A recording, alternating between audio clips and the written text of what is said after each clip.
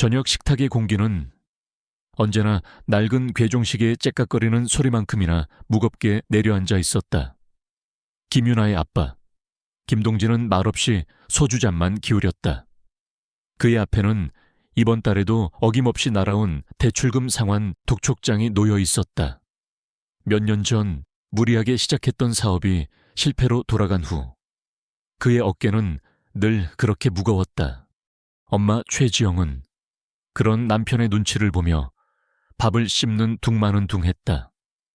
그녀의 지친 얼굴에는 끝이 보이지 않는 가난에 대한 원망과 치매에 걸린 시어머니를 모셔야 하는 고단함이 함께 서려 있었다. 그들의 침묵 속에서 유일하게 들려오는 소리는 방 한쪽 구석에 낡은 흔들의자에 앉아있는 할머니 이순자 여사의 읊조림뿐이었다. 소나무 아래 세 번째 돌, 해가 서산을 삼킬 때 황금인거가 눈을 뜬다. 마치 오래된 동요처럼 할머니는 하루에도 수십 번씩 똑같은 말을 똑같은 운율로 반복했다. 동진에게 그 소리는 자신의 무능함을 비웃는 소음일 뿐이었고 지영에게는 끝없는 의무감을 상기시키는 족쇄와도 같았다. 하지만 10살 소녀 윤에게 그 소리는 비밀스러운 암호이자 할머니와 자신을 이어주는 유일한 언어였다. 유나는 묵묵히 밥을 떠서 할머니의 입가로 가져갔다. 할머니가 아이처럼 밥을 받아 먹을 때 유나는 비로소 희미하게 미소 지었다. 이 삭막한 집에서 그녀가 기댈 수 있는 유일한 온기는 바로 할머니의 존재였다. 며칠이 지난 주말 오후였다. 집안의 낡고 좁은 분위기에 신물이 난 엄마 지영이 대청소를 시작했다. 그녀의 손길은 거칠었다. 그녀는 집안의 모든 낡은 것들을 마치 자신들의 가난을 증명하는 물건이라도 되는 양 내다 버리기 시작했다. 이런 쓸데없는 짐은 다 버려야 해. 집이 이게 뭐야. 발 디딜 틈도 없고. 그녀의 손에 먼지가 뽀얗게 쌓인 낡은 나무 괴짝 하나가 들려 나왔다. 그것은 할머니가 시집 올 때 가져온 유일한 물건이었다. 엄마, 그건 할머니 거야. 유나가 놀라 소리쳤다. 알아, 하지만 안에는 낡은 책 몇 권밖에 없어. 이런 건 이제 자리만 차지할 뿐이야. 지영은 괴짝을 현관문 밖에 내놓았다. 유나는 엄마의 눈을 피해 잠시 후 그 괴짝을 몰래 자신의 작은 방으로 가져왔다. 그녀는 마치 자신의 보물이라도 되는 양 괴짝의 먼지를 자신의 옷소매로 정성스럽게 닦아냈다. 이것은 할머니의 역사였다. 누구도 함부로 버릴 수 없는 소중한 시간의 기록이었다. 그날 밤 유나는 자신의 방에서 몰래 가져온 괴짝을 열었다. 안에는 엄마의 말대로 낡은 책 몇 권이 전부였다. 대부분은 알아보기 힘든 한자로 가득한 오래된 민속학과 역사에 관한 책들이었다. 유나는 실망감에 책들을 다시 괴짝에 넣으려 했다. 바로 그때 가장 두꺼운 책갈피 사이에서 반으로 접힌 누런 종이 한 장이 툭 하고 바닥으로 떨어졌다. 호기심에 종이를 펼쳐본 유나의 눈이 반짝이기 시작했다. 그것은 손으로 직접 그린 낡은 지도였다. 지도는 바로 이 집의 뒷마당을 그린 것이었다. 오래된 우물자리, 낡은 장독대, 그리고 마당의 가장 구석에 있는 커다란 소나무 한 그루가 유독 붉은색으로 동그랗게 표시되어 있었다. 그리고 그 소나무 옆에는 마치 사람이 눈을 뜨고 있는 듯한 기묘한 모양의 기호가 함께 그려져 있었다. 유나는 숨을 죽였다. 바로 그 순간 옆방에서 할머니의 잠꼬대 같은 읊조림이 다시 들려왔다. 소나무 아라의 세 번째 돌. 유나의 심장이 세차게 뛰기 시작했다. 그녀는 손에 든 지도와 옆방에서 들려오는 할머니의 목소리를 번갈아 보았다. 이것은 단순한 헛소리가 아니었다. 그리고 이것은 단순한 그림이 아니었다. 이것은 할머니가 자신에게 보내는 거대한 비밀의 첫 번째 조각이었다. 소녀는 지도를 가슴에 꼭 품었다. 이제 그녀에게는 이 지긋지긋한 집에서 버텨야 할 아주 중요하고도 비밀스러운 이유가 생긴 것이다. 며칠 뒤 아빠 김동진에게 붉은 글씨로 쓰인 마지막 경고장이 날아왔다. 사채업자가 보낸 최후 통첩이었다. 일주일 안에 빌린 돈을 모두 갚지 않으면 이 집을 차압하겠다는 내용이었다. 그의 얼굴이 하얗게 질렸다.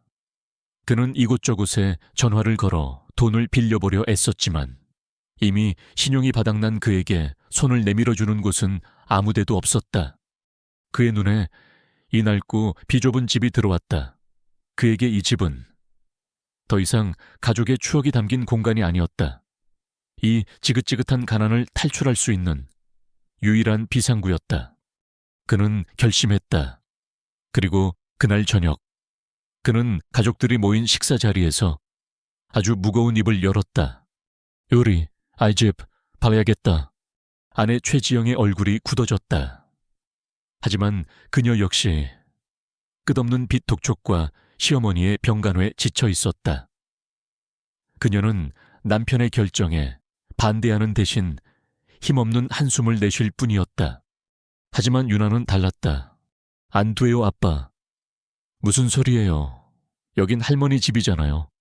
우리가 어떻게 할머니 집을 팔아요? 시끄러워 동진이 소리쳤다. 그럼 어떻게 이대로 길바닥에 난지란 말이야. 그리고 어머니도. 이제는 우리가 모실 형편이 안 돼. 내가 근처에 저렴한 요양원도 알아봤어. 그 편이 어머니한테도 더 좋을 거야. 싫어요, 할머니를 요양원에 보낼 수는 없어요. 유나의 눈에서 뜨거운 눈물이 흘러내렸다. 그녀의 절규에 한쪽에서 조용히 졸고 있던 할머니 이순자 여사가 마치 악몽이라도 꾸는 듯 불안한 기색을 내비치기 시작했다. 그녀의 입에서 언제나처럼 그 알 수 없는 읊조림이 흘러나왔다. 하지만 그 목소리는 이전보다 훨씬 더 크고 더 절박하게 들렸다. 소나무 아래 세 번째 돌 해가 서산을 삼킬 때 어머니 제발 좀 조용히 좀 하세요. 동진이 신경질적으로 소리쳤다. 그는 딸 유나를 노려보며 마지막 통보를 했다. 이미 결정된 일이야. 이번 주말에 부동산 중개인이 집 보러 오기로 했어. 그러니 너도 더는 토달지 마. 그는 자리에서 일어나 자신의 방으로 들어가 버렸다. 그날 밤 유나는 자신의 방 침대에 엎드려 한참을 울었다. 이제 모든 것이 끝이라고 생각했다. 할머니와 함께 살던 이 집도, 그리고 할머니 자신도 곧 낯선 곳으로 보내지게 될 것이다. 자신이 할 수 있는 것은 아무것도 없었다. 바로 그때 그녀의 머릿속에 며칠 전 발견했던 그 낡은 지도가 떠올랐다. 유나는 눈물을 닦고 침대 밑에서 할머니의 낡은 나무 괴짝을 꺼냈다. 그리고 그 안에서 손으로 그린 낡은 지도를 펼쳤다.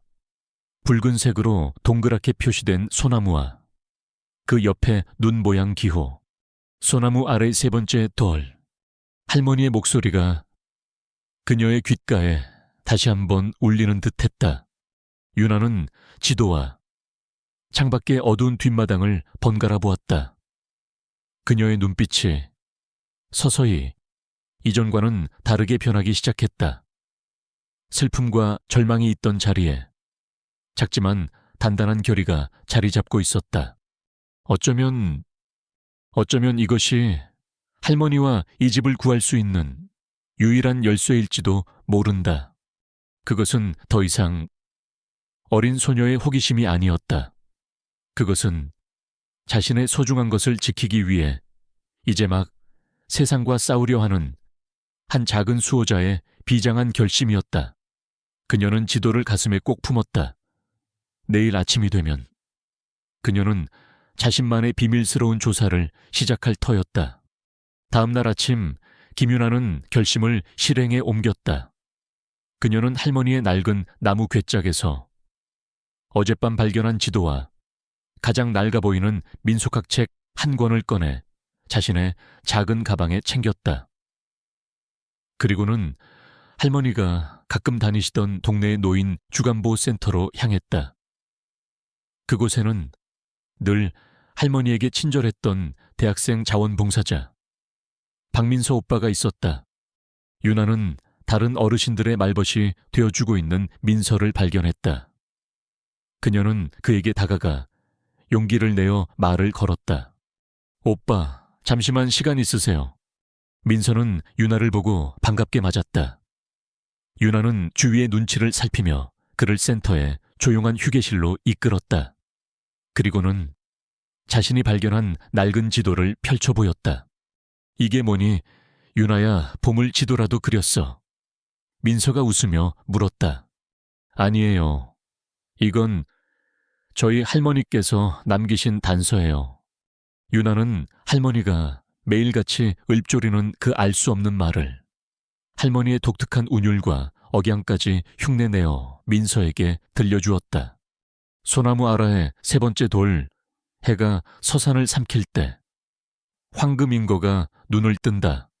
처음에 웃으며 듣고 있던 민서의 표정이 유나의 말이 끝나자 놀라움으로 바뀌었다. 역사학을 전공하는 그의 귀에 그것은 단순한 헛소리가 아니었다. 유나야, 이거 혹시 파녀 판미 아니니? 파녀요, 그게 뭐예요? 옛날 사람들이 즐기던 일종의 수수께끼 노래 같은 거야. 겉보기엔 의미 없는 말 같지만 그 안에 중요한 답을 숨겨놓는 거지. 마치 암호처럼. 민서의 말에 유나의 눈이 커졌다. 역시 할머니의 말은 의미가 있었던 것이다. 유나는 신이 나서 할머니의 괴짝에서 가져온 낡은 책들을 그에게 보여주었다. 민서는 책들을 넘겨보며 더욱더 경악했다. 그것들은 단순한 역사책이 아니었다. 고대 암호 해독법, 민간 설화에 숨겨진 상징체계, 풍수지리에 대한 전문 서적들이었다. 책의 여백에는 할머니의 날카로운 분석이 담긴 메모들이 빼곡했다. 세상에, 유나야, 너희 할머니 보통 분이 아니셨구나. 이 정도면 거의 민속학자나 고고학자 수준인데 그는 황금인거라는 단어를 가리켰다.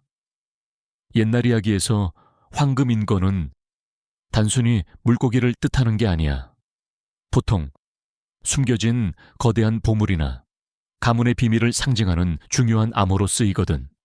두 사람은 거대한 비밀의 입구에 다다랐다는 사실에 흥분을 감추지 못했다. 바로 그때였다. 김윤아, 너 여기서 뭐 하는 거야? 아빠 동진이 험악한 얼굴로 휴게실 안으로 들이닥쳤다.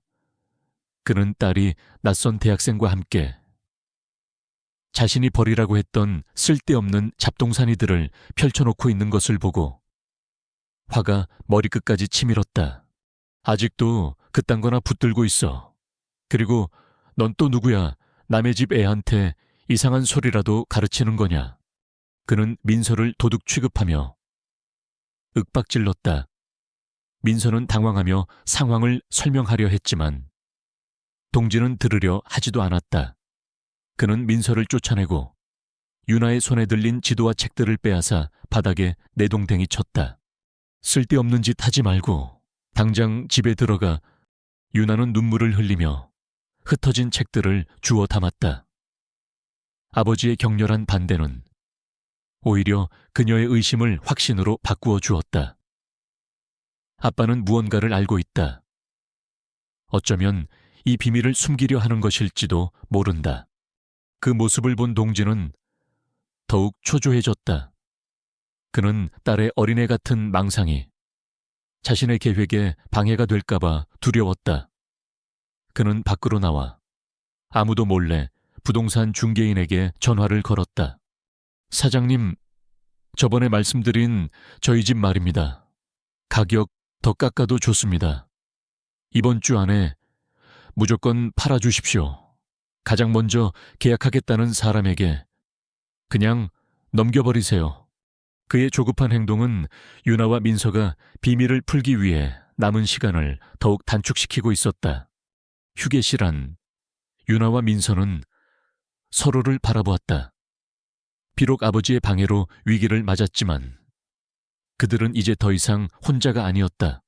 그들은 수호자가 남긴 비밀을 함께 풀어야 하는 작은 동지가 되어 있었다. 이제 그들은 집이 팔리기 전에 이 모든 수수께끼를 풀어야만 했다. 그날 이후 집안의 공기는 그 어느 때보다도 차가웠다.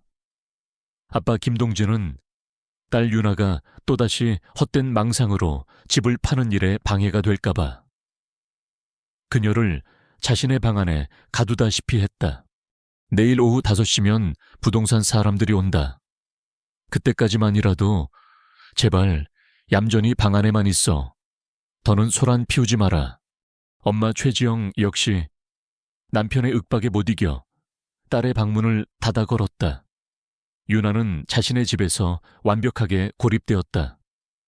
그녀는 창밖으로 보이는 지도에 그려져 있던 바로 그 소나무를 보며 발만 동동 구를 뿐이었다.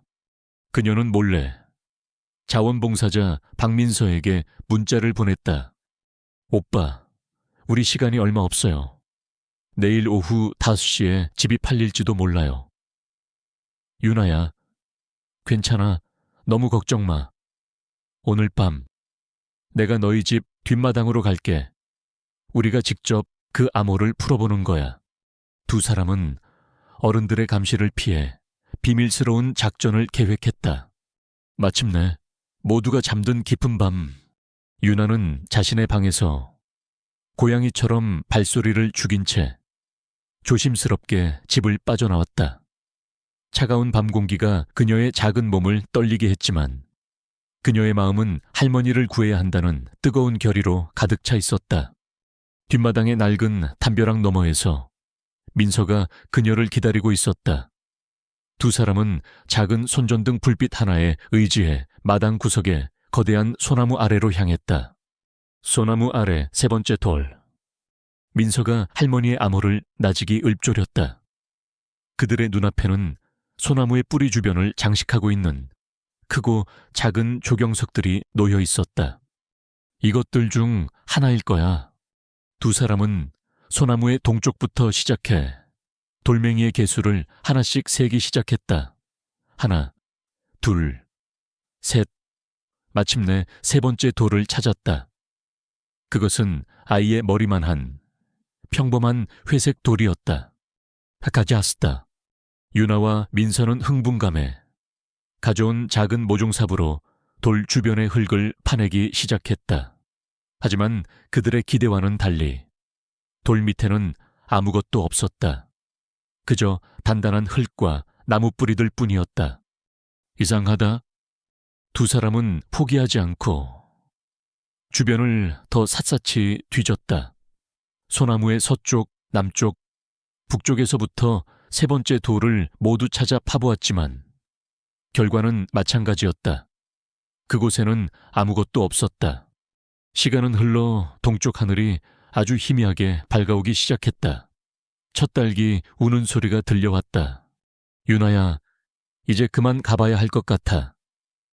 곧 아버님께서 일어나실 시간이야. 민서의 말에 유나의 얼굴에 짙은 절망감이 드리워졌다. 결국 모든 것이 자신의 착각이었을까? 할머니의 말씀은 정말 아무 의미 없는 헛소리였을 뿐일까? 민서는 담벼락을 넘어 사라졌다. 유나는 차가운 땅바닥에 주저앉아 거대한 소나무와 아무 의미 없는 돌멩이들을 만견자실하게 바라보았다. 이제 몇 시간 뒤면 부동산 사람들이 닥칠 것이다. 이 집과 할머니의 모든 추억이 헐값에 팔려나가게 될 것이다. 모든 희망이 그렇게 새벽의 차가운 공기 속으로 사라져가는 듯했다.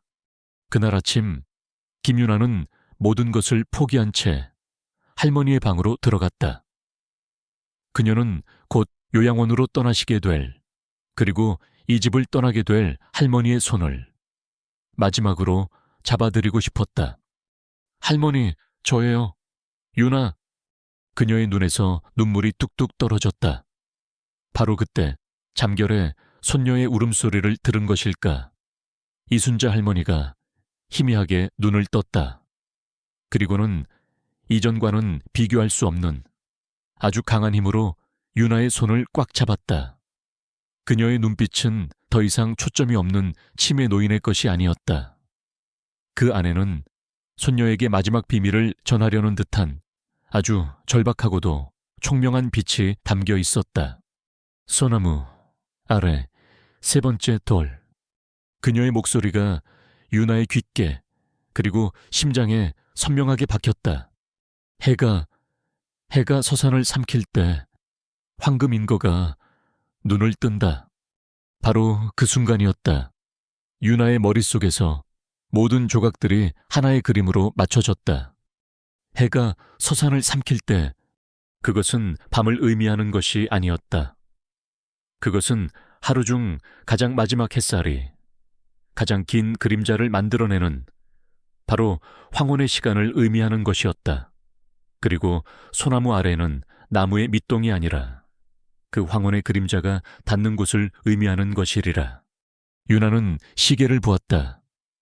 시간은 벌써 오후 4시를 향하고 있었다. 해가 지기까지, 그리고 부동산 사람들이 들이닥치기까지 이제 시간이 얼마 남지 않았다. 그녀는 미친 듯이 밖으로 뛰쳐나가 박민서에게 전화를 걸었다. 오빠 알 것 같아요. 지금 당장 우리 집 뒷마당으로 와주세요.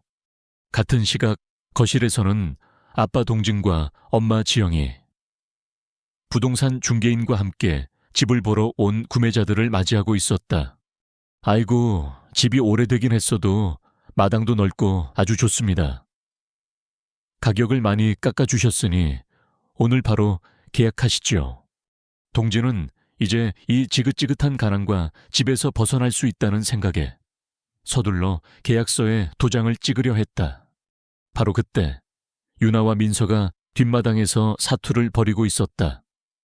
서쪽으로 해가 기울기 시작하자 거대한 소나무의 그림자가 마당을 길게 가로질러 뒷마당 구석의 낡은 돌담을 향해 뻗어 나가고 있었다.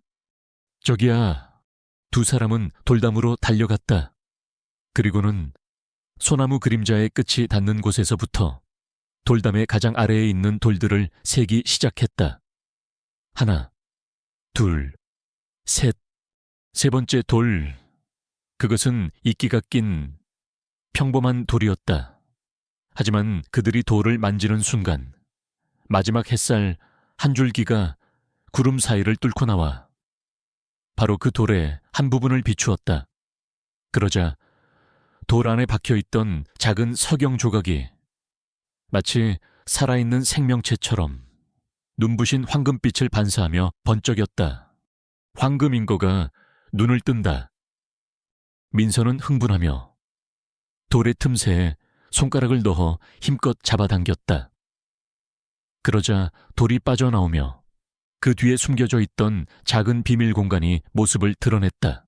그리고 그 안에는 기름종이로 꼼꼼하게 쌓인 낡은 철제 상자 하나가 잠들어 있었다.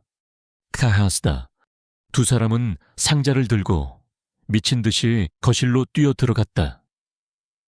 아빠 동진이 막 계약서에 도장을 찍으려던 바로 그 순간이었다. 잠깐만요.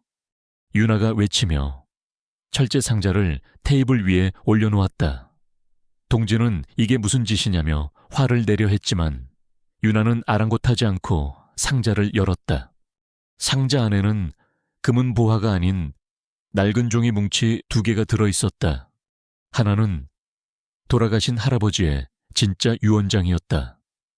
그 유언장에는 나의 아내 이순자를 그녀가 세상을 떠나는 날까지 정성을 다해 보살피는 자식에게 나의 모든 재산과 이 집을 상속한다. 고 적혀 있었다.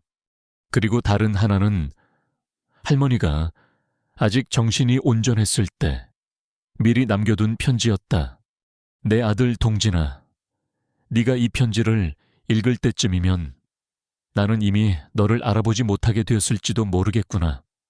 나는 알고 있다. 네가 이 늙은 어미와 이 낡은 집을 얼마나 귀찮아하는지를. 그래서 나는 나의 마지막 유산을 지키기로 결심했다. 이 집의 비밀을, 오직 나의 이 의미 없는 헛소리를 끝까지 인내심을 갖고 들어주고 그 뜻을 이해하려 애쓰는, 진정으로 나를 사랑하는 사람만이 찾을 수 있도록 내 손주 유나처럼 말이다. 모든 것이 밝혀졌다. 동진의 손에서 도장이 바닥으로 떨어졌다. 그의 얼굴은 분노에서 충격으로, 그리고 마침내 깊고도 처절한 부끄러움으로 하얗게 질려갔다. 구매자와 부동산 중개인은 어색한 침묵 속에서 서둘러 집을 빠져나갔다. 유나는 떨고 있는 아빠를 뒤로 한 채 할머니의 방으로 들어갔다. 그녀는 할머니의 손을 꼭 잡았다. 이순자 할머니는 그런 손녀를 보며 아주 오랜만에 모든 것을 알고 있다는 듯 평온한 미소를 지어 보였다. 침묵의 수호자가 남긴 위대한 유산은 마침내 그것을 받을 자격이 있는 유일한 상속자에게로 안전하게 전해진 것이다. 거실의 공기는 무겁게 가라앉아 있었다. 아빠 김동진은 넋이 나간 사람처럼 할아버지의 유언장과 할머니의 편지를 번갈아 내려다볼 뿐이었다. 그의 얼굴에는 자신의 탐욕과 어리석음이 만천해 드러난 자의 깊고도 처절한 수치심이 새겨져 있었다. 그는 아내와 딸의 얼굴을, 그리고 방 안에 계실 어머니의 얼굴을 참아 마주볼 용기가 나지 않았다. 그날 밤 그는 아무 말 없이 자신의 작은 가방 하나만을 챙겨 들고 도망치듯 집을 나갔다. 그는 자신의 잘못을 마주하는 대신 외면하는 길을 택한 것이다. 남편이 떠나간 후 아내 최지영은 그 자리에 주저앉아 오열했다. 그녀는 자신 역시 남편과 똑같은 죄인이라고 생각했다.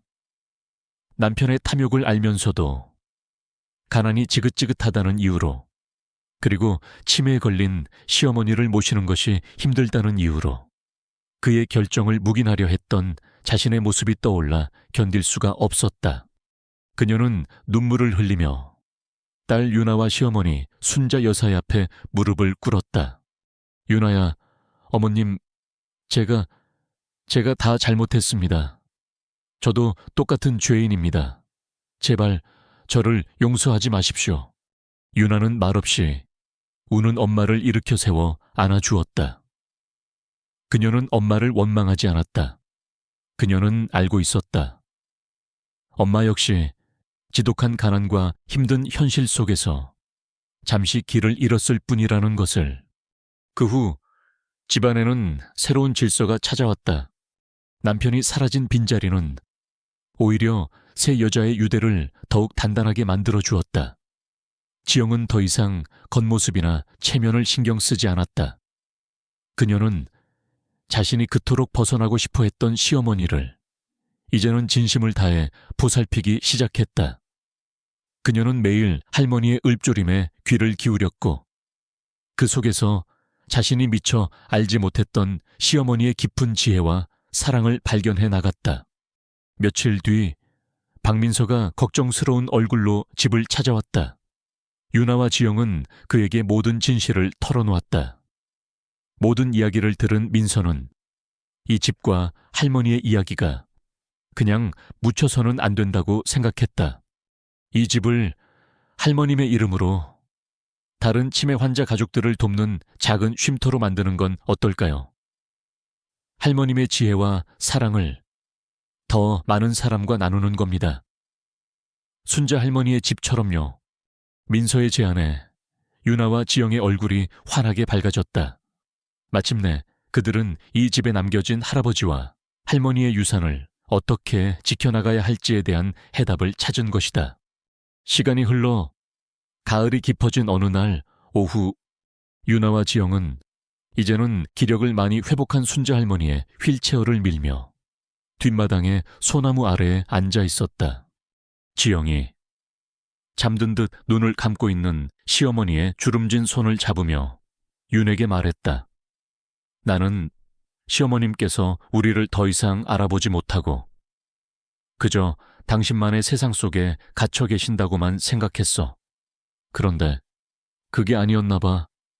어머님은 당신만의 방식으로 우리를 시험하고 또 우리에게 말을 걸고 계셨던 거야. 그녀의 말에 윤아가 할머니를 바라보며 평온한 미소로 대답했다. 할머니는 한 번도 헛소리를 하신 게 아니에요. 엄마, 그녀가 말했다. 단지 우리가 충분히 귀 기울여 듣지 않았을 뿐이에요. 바로 그 순간 잠든 줄 알았던 순자 할머니의 손이 윤아의 손을 아주 희미하게, 그러나 분명하게 한번 꽉 잡아주었다. 마치 그녀의 말에 대답이라도 하듯이 세 여자는 말없이 서로의 온기를 느끼며 평화로운 가을 햇살을 받고 있었다. 과거의 모든 상처와 오해는 이제 지나갔다. 그 자리에는 서로에 대한 더 깊은 이해와 사랑으로 맺어진 새로운 가족의 평온함만이 가득했다. 2년 후 한때는 낡고 어두웠던 김윤아의 집은 이제 동네에서 가장 따뜻하고 희망이 넘치는 공간. 순자 평온의 집이라는 이름의 치매 노인 주간보호센터로 다시 태어났다. 할아버지의 유언장과 할머니의 편지가 발견된 후 가족들은 집을 팔지 않았다. 대신 그들은 이 집을 할머니의 이름으로 할머니와 같은 아픔을 겪는 다른 어르신들을 위한 공간으로 만들기로 결심한 것이다. 엄마 최지영은 이제 더 이상 삶에 지친 얼굴이 아니었다. 그녀는 센터의 든든한 살림꾼이 되어 어르신들을 위한 음식을 만들고 그들의 말벗이 되어주었다. 대학생이었던 박민선은 이제 역사학자가 되어 어르신들의 기억을 되살리는 인지치료 프로그램을 운영하는 센터의 가장 중요한 구성원이 되었다. 그리고 김윤아, 앳된 소녀는 이제 어엿한 고등학생이 되었다.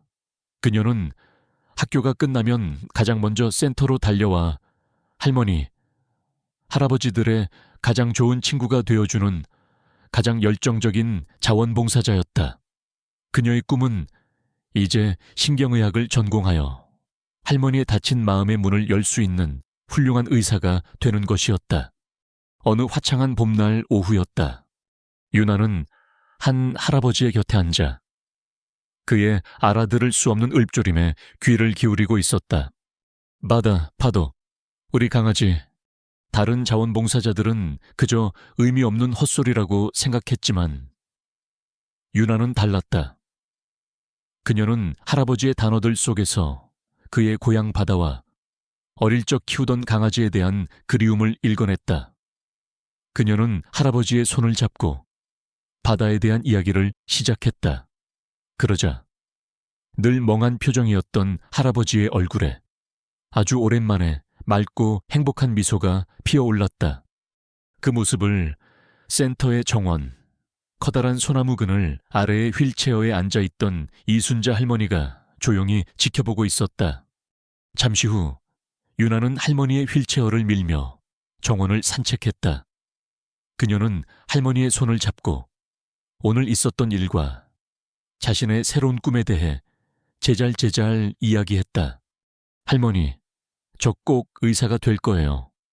그래서 할머니의 마음속에 무슨 비밀이 숨어 있는지 제가 다 알아낼 거예요. 바로 그 순간이었다.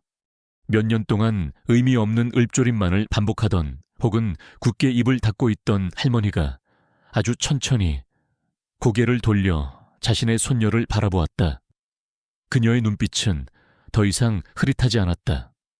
그 안에는 자신의 자랑스러운 손녀를 바라보는 깊고도 맑은 총명함이 담겨 있었다. 그리고 그녀의 입에서 아주 오랜만에 너무나도 명확한 문장이 흘러나왔다. 내 강아지 다 컸네.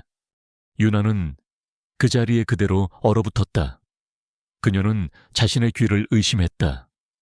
그녀가 고개를 돌려 할머니를 바라보자 할머니는 그런 손녀를 향해 세상에서 가장 평온하고 인자한 미소를 짓고 있었다. 유나의 큰 눈에서 뜨거운 눈물 한 방울이 툭 하고 떨어져 내렸다. 그것은 슬픔의 눈물이 아니었다. 할머니가 남긴 수수께끼의 진짜 의미를, 그리고 할머니가 그토록 지키려 했던 진짜 보물이 무엇이었는지를 마침내 깨달은 한 소녀의 벅찬 행복의 눈물이었다. 할머니의 유산은 땅속에 묻힌 황금이 아니었다. 그것은 자신을 끝까지 믿고 사랑해준 바로 이 손녀의 존재 그 자체였다. 두 사람은 그들의 비밀이 시작되었던 소나무 아래에서 서로를 마주보며 아주 오랫동안 함께 미소 짓고 있었다. 오늘 이야기가 여러분의 마음에 작은 울림을 주었다면 구독과 좋아요를 눌러주세요. 여러분의 따뜻한 응원은 저희에게 더 좋은 이야기를 만드는 가장 큰 힘이 됩니다. 댓글을 통해 여러분의 생각과 감정을 공유해 주시는 것도 잊지 마세요. 다음에 더 감동적인 이야기로 찾아뵙겠습니다. 감사합니다.